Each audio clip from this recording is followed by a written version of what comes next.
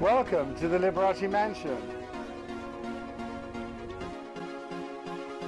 Welcome to Under the Vegas Sun, looking at the people, the events, and the news surrounding Las Vegas and the entire Vegas Valley. Hello, I'm Steve Shore. We are live from the Liberace Mansion. In our 14 seasons now that we've been doing the program, we've had many stars and many entertainers on the program. Today on our program, a very special entertainer. He has been voted numerous times the best entertainer on the Las Vegas Strip. His name, Terry Fator. He goes back to a very strange time when ventriloquism became king. Now it's coming all back again. Stay with us. We'll be right back with Terry Fator in a very unique interview. I've long believed that talent as a word is so much more than just 6 letters. It is about those who have it, the experience, the mastery of what they do. Our very special guest on the program today is a man who has not only mastered talent, he has literally changed the meaning of the word to what it is today, which is something that is bright and fresh and new.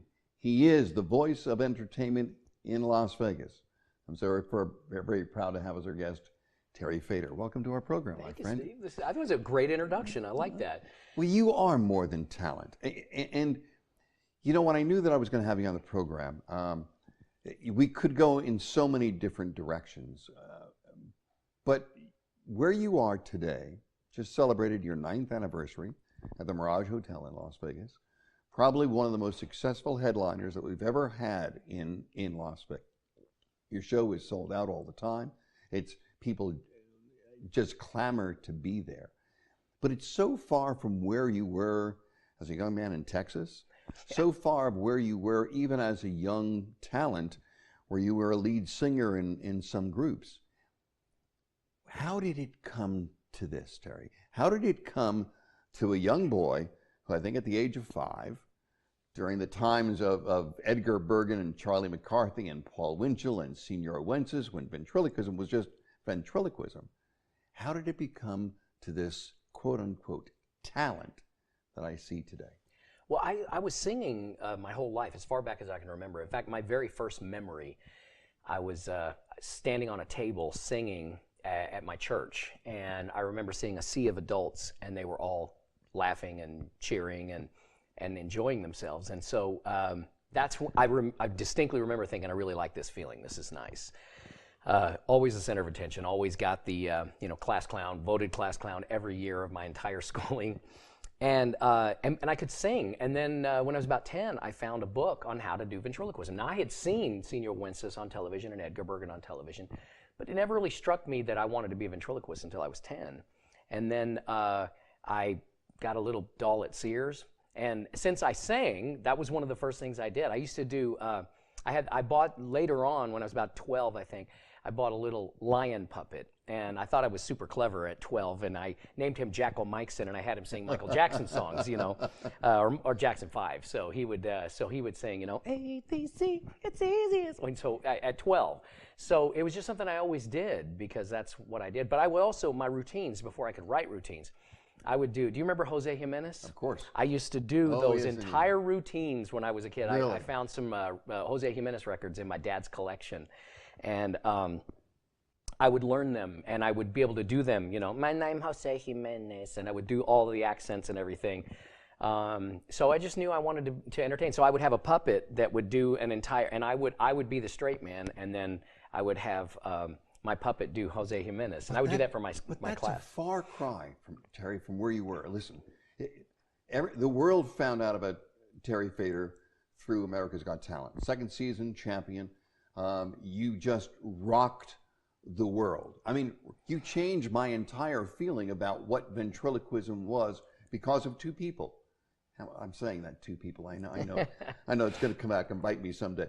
But 2 people, Emma Taylor, and this great guy, Winston the impersonating Winston turtle. the turtle. I mean, you changed the entire scope of what it was. Well, it was an evolution. The funny thing is that it never occurred to me that what I what I had the ability to do was remarkable. It just it came so naturally for me. I sang. So when I would sing in church when I was, 16 and 17, I would sing the contemporary Christian songs, Amy Grant and Michael W. Smith and all the people that were the big, David Meese. I would sing those songs and I didn't realize, but I was singing them just like the original. So when I got up and sang an Amy Grant song, I sounded like Amy Grant. When I got up and sang Michael W. Smith, I did it just like Michael W. Smith. I thought everybody could do it. I didn't realize that nobody else can do that kind of thing. So, I would pull out a puppet and I would have that puppet do an impression of Dwight Yoakam. For years I did this and not really even think twice about it. And it wasn't until I saw Danny Gans in about 2005. I was playing yes, he was an amazing performer. He was incredible. Yep. I was playing the Logandale Fair, right up the street, the Clark County Fair in Logandale. And one night I just got my money together, and it was $100, which is a ton of money for me back then. I couldn't afford it, but I said, man, I'm going to save this money. And I went and saw him perform. And I'm sitting in the theater that is now my theater, the Terry Fator Theater, and I'm watching it. I'm going, I do every single voice he does, and I can be a headliner in Vegas. That was 2005, and so I thought, well, I don't want to be a clone of Danny Gans because there's already a Danny Gans. So why don't I just have my puppets do it? That's how quickly. And so I went home and started immediately. I think the next night I went to Logandale and I had one of my puppets do a Garth Brooks song. Did you really? And the crowd went. And then afterwards, people came up and said, you didn't really do that. And I said, no, I did. And they said, sing like Garth Brooks. And I went, line it all on the roots, I showed up in boots, And they're like, oh my gosh, you really was you doing it. And so over the course of about 6 months, I totally changed my show so that every single puppet did an impression of a singer. But Terry, it's not only you doing impressions through the puppet. It's your amazing vocal quality. I mean, it's something that I've never seen before. You sing things that people have never tried to sing before, but yet you sing them utilizing a puppet. I watched your mouth going, wait a minute, his mouth is not moving. How can he sing that without it? I mean, the only thing I could say is I'm a very strong believer in God. It was just a gift that God just showered onto me because there's really no explanation other than it's a gift. It truly is. My voice doctor of about 30 years, he tells me that what I do should be physically impossible. He can't figure it out. And he says, I break every single rule of vocal abilities. You're not supposed to be able to get tones out of your voice with your mouth open this much, and somehow I am able to. And it's pretty much all it's just like with Michael Jackson. I've got this new Michael Jackson puppet, and I figured if I could sing like Michael Jackson with my lips moving, I could do it with my lips not moving, and sure enough, I could. Really? So yeah, we'll get him out here in a little bit. There is a part of Terry Fator, I personally believe, that is as much a performer for Terry Fator as he is for the audience. That's true. That's a good way of putting it. Yeah. I so love what I do. I love it. I feel like that my life, it was my calling. My dad was always telling me that he wanted me to be a minister, and I truly believe that I am a minister. I'm a minister of joy and a minister of laughter. And I think God calls people to be ministers of all different sorts of things. And I feel like that my calling is no less important than a minister of the gospel because my job makes people feel better about the world they live in. But as successful as you have become, and you're a huge success, you've never forgotten where you came from. You never forgot to help other people. You now have your own charity. You help other people. You help young people. You do amazing things. And I honestly believe it's because of what's inside and who you are as a man. And I think I respect that more than I do anything else because that's never changed. Well, thank you. I think the reason for that, I truly believe, is I was a janitor. My parents had a janitorial business. That's what I grew up doing from the time, as far back as I can remember. We would go, my parents would drop me and my brother and sister off. We'd clean buildings, clean toilets, vacuum the carpets. And once I became a ventriloquist, I would spend all that time, instead of griping and complaining that I had to be a janitor, I spent all that time listening to the radio and singing along without moving my lips so I could practice my ventriloquism. Wow. So I could one day be a professional ventriloquist. So I learned how to do that through doing something that was forced upon me that I didn't, that I didn't choose that life. It was my parents who chose that life for me.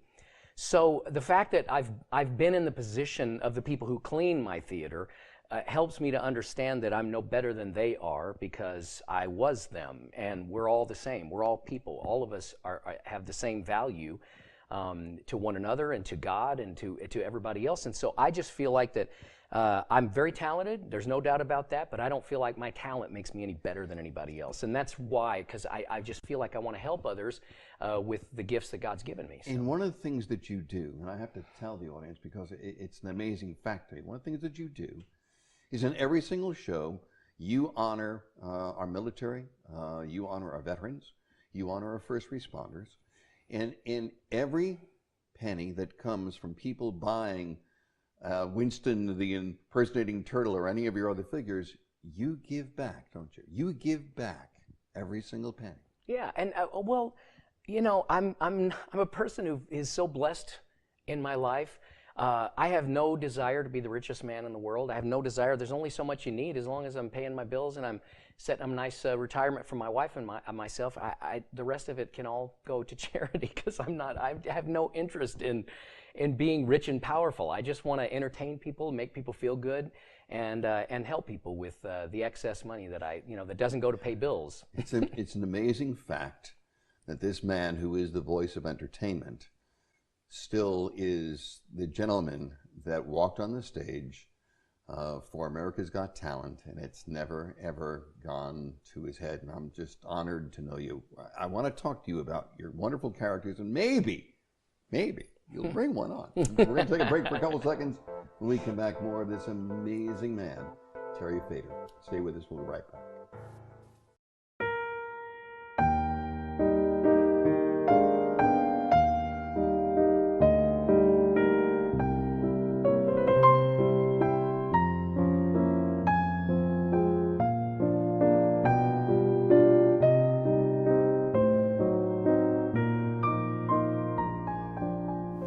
Hello, my name is Martin Ravenhill. I am the proprietor, owner of the Liberace Mansion, and I welcome you and invite you to explore all of the incredible features we have available at this historic house. Liberace lived here from 1974 until his death in 1987. Since then, I've been able to remodel and restore this house to its former glory. Here we have 15,000 square feet of amazing historic space available for weddings, ceremonies, corporate events, and charity fundraisers.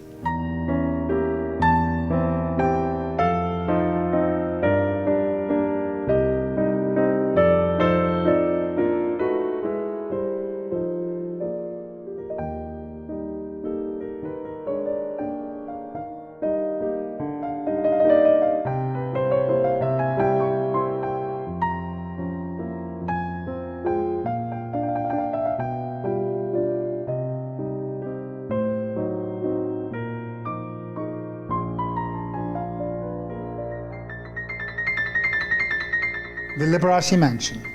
There is no place like it in the world.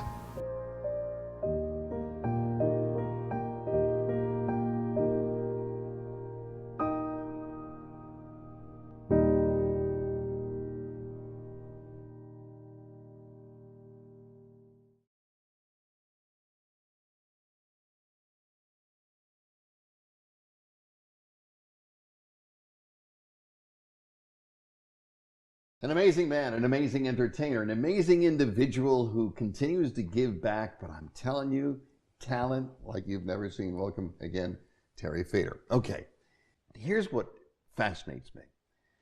Your characters are as unique as I've ever come across. I have my own favorites. Julius happens to be a favorite of mine. Winston the impersonating turtle. There's so many, even Vicky the Cougar, I'm not really sure about her, but she's okay. Where do you get your ideas for your characters? You know, it can come from anywhere. Well, for example, Winston, they say necessity is the mother of invention. Well, I was on America's Got Talent, and I had this little Kermit the Frog puppet that I'd bought on eBay, and I was doing What a Wonderful World with me on as eBay. Louie. I just bought You this bought it little, on eBay? Yeah, I just bought this little Kermit puppet on eBay.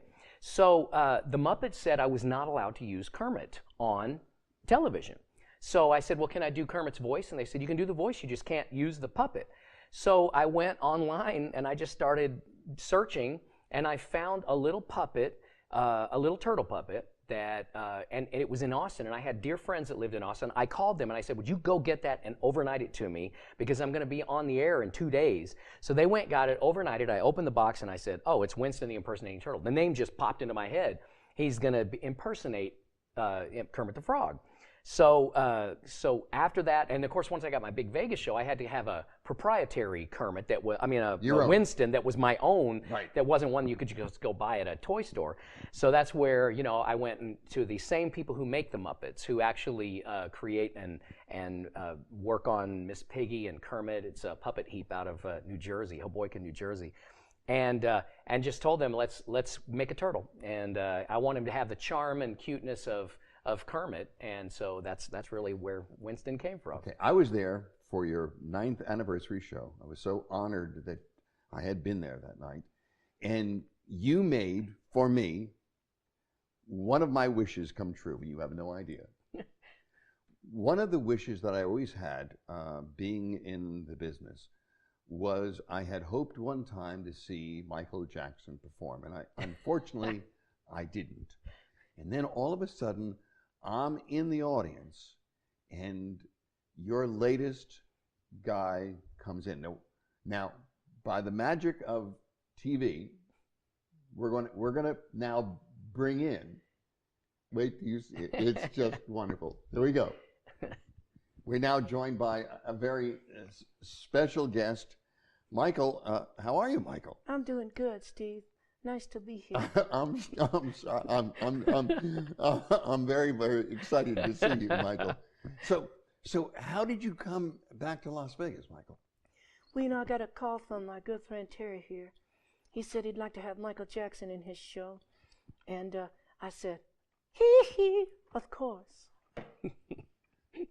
You even have your glove, I noticed. I do, yes. I noticed you have your... So what is it like singing in Las Vegas again for you, Michael? Oh, it's so nice. It brings back so many nice memories. What's your favorite song that you sing? Not that Terry has any control over that, I know, but what's your favorite song that you sing? I think one of my favorite songs, I don't do it in the show right now, is She's Out of My Life.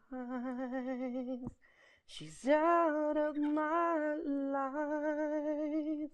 I like that one a lot. That's a nice one. Yes. That is a nice one. So have the two of you built a relationship? I mean, Michael is such a massive star, but yet you have to have a relationship, right? Do we have a relationship? Considering where Terry's hand is, I think we should. Yeah. No, I never got to see Michael perform either, but I'm a huge fan. And so as I was looking, I never do mean humor. Never. I don't like to do mean humor. No, that's not part of who you are. It's not part of who I am. I'm very positive, upbeat. And so as I'm thinking about humor with Michael. Yeah, he makes fun of the fact that I've had plastic surgery, and I don't mind at all. No, of course he doesn't. I try to write things like, for example, with Michael, that if Michael was still with us and he came and saw my show, I would want him to be delighted and laugh and think it was fun. And that's really kind of how. So we do a song, "Man in the Mirror." Mm-hmm. I rewrote "Man in the Mirror." Yes, you did. I did. Yeah, he did. About who did? how much? Which one? I'm the one who wrote it. Oh yeah, no, I'm talking about the other one. You didn't have nothing to do with it. Okay, sorry, it was all him who wrote the song "Man in the Mirror." But it's like, I'm gonna make a change for the 100th time. Gonna take my nose, gonna make it different, gonna shape it right. So your nose looks great, Michael. Your nose looks great, I have to tell you. I think I finally got it right. I think so. So that's, for me, it's about finding something fun. But it's the same thing, I have a Donald Trump puppet in the show. Yes, you do. And I want it to be the kind of thing that if President Trump asked me to perform at some gathering, that I could bring that out and do the routine, and he would think it was funny. Maybe in San Diego at the Wall. Possibly. So you sing also, I understand. Well, I saw you sing with Paul, don't you? I do, yes. Me and Paul McCartney. I know. They pick a lady out of the audience. And I just love that. I just love the cute girls at Terry's show. Yeah, the cute girls are very nice. And you sang to her when I was there. I watched you sing to her, and she was just flabbergasted by it all. And you know, it's so fun because I love when the two of them sing for the lady, and they're always just so flattered by it, and you can tell they're enjoying themselves. And I watch their families around, because I always try to pick the oldest lady that I can find in the first 3 rows. Sure. And then because he sings, I want to love you. You want to, pretty young thing. Yeah, pretty young thing. So I think that's kind of cute for him to sing it to the oldest lady that we can find in that first 3 rows. And their family always grabs their cameras, and they're just having such a good time. And then of course Michael sings "The Girl Is Mine" with Paul McCartney. Girl is mine. Right. So I can't tell. Are you talking for him? Because I see him talking, but your lips aren't moving either, so I don't know who's talking for who. Yeah, I'm the one that does the whole show. Yeah. Now he's the big entertainer, right? He's so let me see you talk for him. Oh, okay. Okay, well, I can do it without moving my lips. That's very good. See, you didn't see my lips move when he talked. No, not at all. Right. It works out well. It works out well. And you even have your clef just perfect, Michael. Thank you. Yeah, I talked to. He's made by a guy named Chance Wolf. Keith Lovick is the one that has made all my other wooden figures. That's what the technical term, ventriloquist figure, not puppets or dummies. But we don't care though. We don't have feelings. Yeah, I understand that. We're puppets. Right. So, but all my other hard figures were made by Keith Lovick, and I met Chance Wolf at the Ventriloquist Convention a couple of years ago, and I saw some of his work, and so I just decided to have him make this Michael Jackson puppet, and he did a spectacular job. So what does it make you feel like, Michael, to share the stage with people like Doogie? Oh, it's okay. We have a very good relationship. With Doogie? Yeah, Does he even know that you're around, Michael? Yeah, oh, absolutely. I don't think he remembers me. From moment Dougie, to moment. he's the guy, Dougie, he's the guy that's the stoner that, we all knew in high school. And he's still And around today. he asked how I came up with the characters. Well, with Dougie, he was the guy that we all knew in high school that was a burner and stayed the burner when he was in his 40s and 50s, and that's Dougie, or Doogie. A lot of people call him Doogie. That's okay. It sounds like Doobie. That's exactly. And then there's Julius. Oh, yeah, Julius is wonderful. I bet that would be a very interesting duet with you and Julius. Yeah, it would. We should do that. We're going to be on Showtime at the Apollo. Are you really? With Steve Harvey, yeah, with Julius, and that's. Do you talk for Steve probably. What's that? Do you talk for No. We let Steve do his own talking on that. But that would be a good idea. I'll pitch Michael and Julius. And Julius, that'd be one. I don't mind sharing the stage. With Julius? No, not at all. He's pretty cool. He's awesome, and I have a pretty cool story about Julius. Just like I said, I'm very positive. Everything I do is positive. I don't do negative stuff.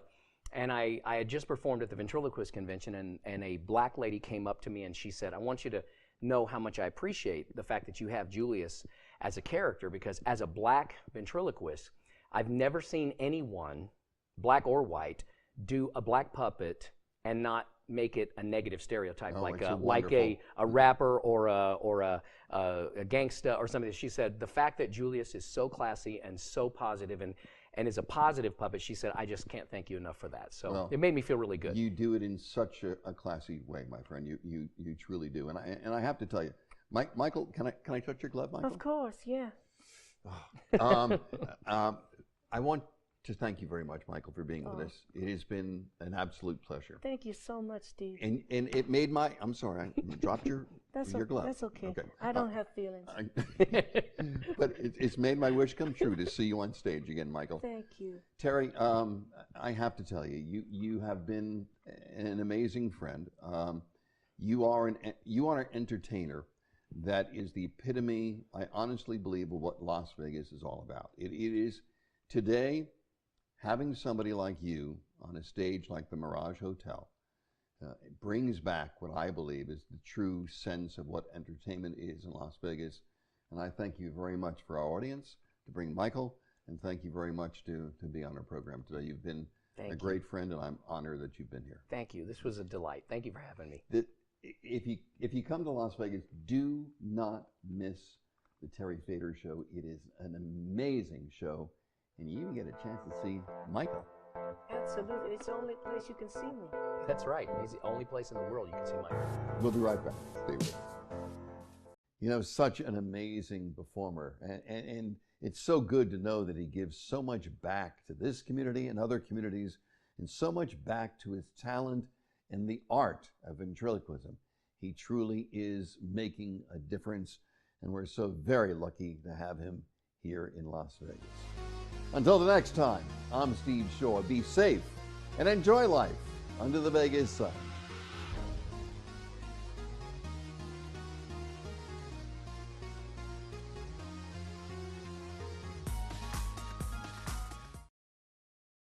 The world of business today is ever-changing. What does it take to move that needle forward? Sometimes it's effective communication, or an extra voice to be heard, or maybe help in turning the right corner. At Consulting America, we provide all of that and more. Get an edge on the competition. Our team offers more than 100 years of business experience, all to help you. For more information, go to consultingamericanow.com or call us at 702-385-5739. Consulting America, developing innovative strategies today.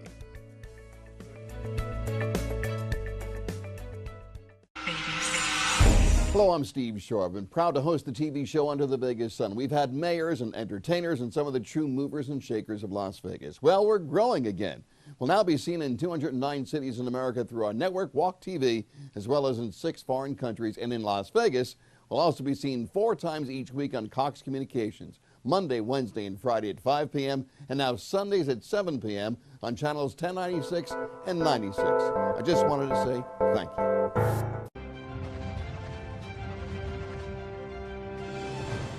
This has been a presentation of VATV.